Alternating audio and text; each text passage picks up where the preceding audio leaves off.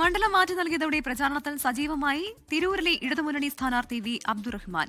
പറവണ്ണ ബീച്ചിലെത്തിയ അബ്ദുറഹ്മാൻ പ്രവർത്തകർക്കൊപ്പം വോട്ടർമാരെ കണ്ട് വോട്ടുറപ്പിച്ചു. തിരൂർ ഇത്തവണ മാറുമെന്ന് അബ്ദുറഹ്മാൻ 24 പറഞ്ഞു. അദ്ദേഹത്തിന്റെ പ്രതികരണത്തിലേക്ക്.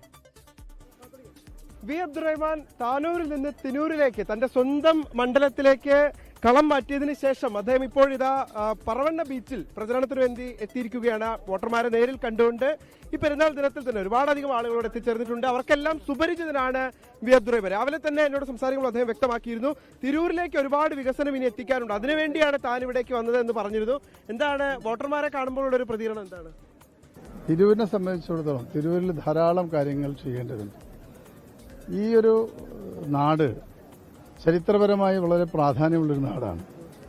ഈ നാടിന് കാലാകാലങ്ങളായി ലഭിക്കേണ്ട നിരവധി ആനുകൂല്യങ്ങൾ നഷ്ടപ്പെട്ടിട്ടുണ്ട്. ഇപ്പോൾ എംപിമാരെ കഥ എടുക്കൂ, എത്രയോ വർഷമായി മുസ്ലിം ലീഗിന്റെ എംപിമാർ മാത്രം ജയിച്ചു പോകും.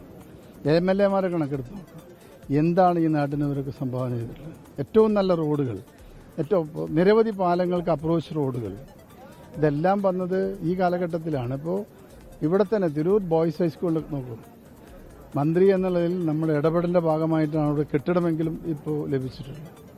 അതേപോലെ നിരവധി വിദ്യാലയങ്ങളുടെ വികസനമായാലും മറ്റുള്ള ഏത് മേഖലയിൽ വികസനമായാലും ഈ 10 വർഷത്തിനുള്ളിൽ ഇടതുപക്ഷ ഗവൺമെന്റ് നിർബന്ധപൂർവ്വം നടത്തിയുള്ള വികസന പ്രവർത്തനങ്ങളാണ്. ഇവിടെ താനൂരിൽ നിന്ന് മാറുമ്പോൾ താനൂരിൽ നിലവിലുള്ള ഒരു കണക്ക് പ്രകാരം നല്ല ഭൂരിപക്ഷത്തിന് നമ്മൾ ജയിക്കേണ്ടതാണ്. ആ ഒരു വിജയം പോലും മാറ്റിവെച്ചുകൊണ്ടാണ് എൻ്റെ നാടിനോടുള്ളൊരിഷ്ടം, ചിലപ്പോൾ പ്രാദേശികവാദമായിരിക്കാം, എങ്കിലും ആ ഇഷ്ടത്തിന്റെ അടിസ്ഥാനത്തിലാണ് ഞാൻ ഈ നാട്ടിൽ മത്സരിക്കുന്നത്. അത് ഈ നാട്ടിലെ ജനങ്ങൾക്കറിയാം, അവർ തീരുമാനിക്കട്ടെ. താനൂര് തൂക്കും, താനൂര് നേരത്തെ തന്നെ അദ്ദേഹം സ്വന്തമാക്കിയതാണ്. തിരൂരും ഇത്തവണ LDF-ന് കൈപ്പിടിയിൽ ഒതുക്കാൻ കഴിയും എന്നാണ് പ്രതീക്ഷ പങ്കുവയ്ക്കുന്നത്. എന്തായാലും ഇപ്പോൾ ഈ ബീച്ചിലൂടെയുള്ള അദ്ദേഹത്തിന്റെ വോട്ടർമാരെ കണ്ടുകൊണ്ടുള്ള സഞ്ചാരം തുടരുകയാണ്. വരും ദിവസങ്ങളിലും സജീവമായി പ്രചരണ രംഗത്ത് തന്നെ ഉണ്ടാകുമെന്നാണ് വി അബ്ദുറഹ്മാൻ വ്യക്തമാക്കുന്നത്. നിഖിൽ പ്രമേഷ്, 24 മലപ്പുറം.